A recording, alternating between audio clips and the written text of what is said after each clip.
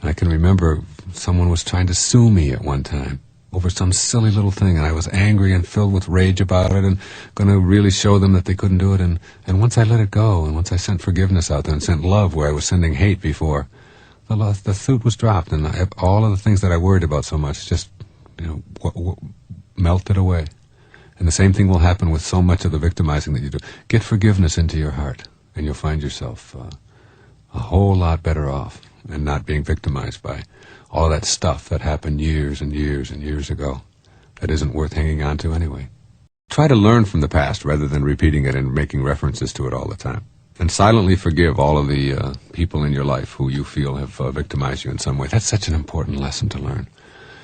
Forgiveness. That all of those people who behaved towards you in the past that you might still be hanging on today, the ex-spouse, the child that hasn't called, the person who borrowed money from you who hasn't repaid it, the parent or the grandparent who ignored you or abused you in some way, that forgiveness is a very, very powerful tool.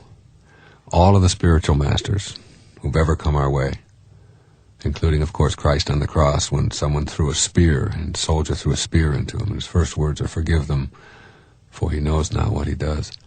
That's such an important concept to get, that he doesn't... The reason that Christ was saying he knows not what he does is because he was really saying that when you throw a spear into me, you throw a spear into yourself, because we're all connected, we're all one. And the same thing is true for all the people who have thrown spears into you, if you will, who have harmed you in some way. It's like a snake bite. If a snake comes along and bites you, no one ever died from a snake bite.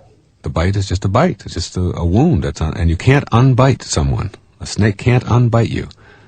What kills you is the venom that is pouring through your system and destroying you.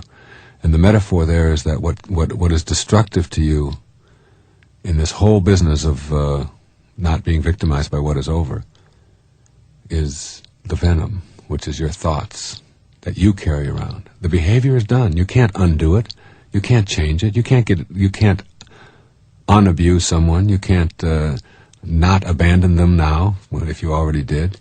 You can't repay the money that you never repaid. I mean, that is all done. That's all. You didn't do it. That's over with. But what you can do now is decide not to carry that around, not to let their behavior destroy you. Mark Twain put it this way. He said, "Forgiveness is the fragrance that the violet sheds on the heel that has crushed it." I always think that the Beatles had it pretty good. They had it down. Let it be. Let it be.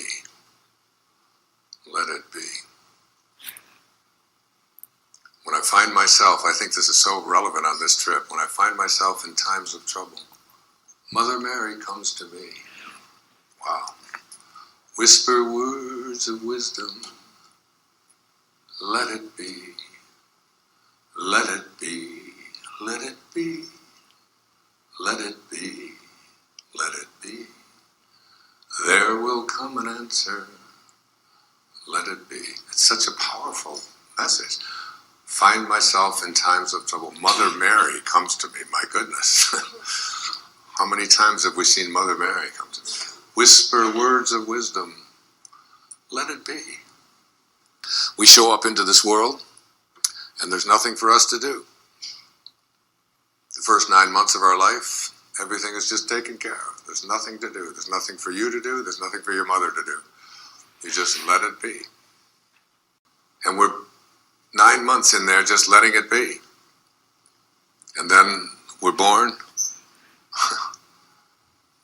Take this beautiful creation. We say to God, "Great work, God. We'll take over from here."